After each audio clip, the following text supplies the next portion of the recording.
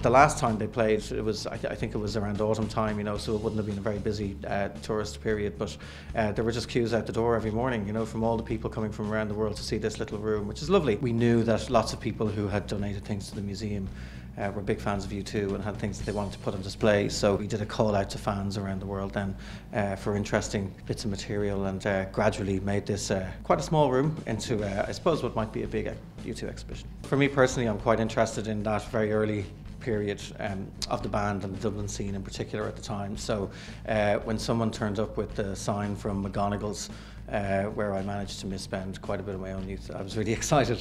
So that's up on the wall here. We did an exhibition in 2012 of very early photographs of the band that we came across, taken by a great chap named Patrick Brocklebank.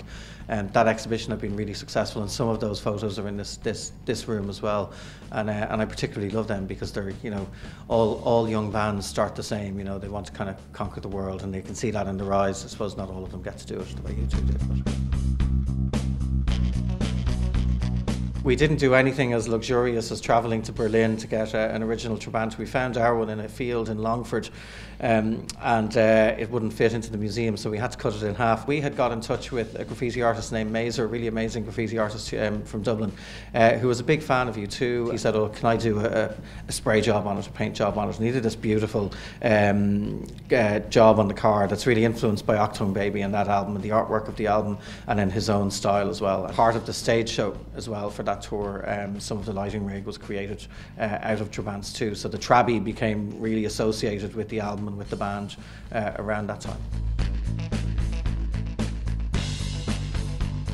Bono and Edge came in unbeknownst to us and the staff, which was quite embarrassing, but they signed the guest book anyway, and they seemed to like it, so we were happy with that. And we have all of the staff on red alert in case they come in again.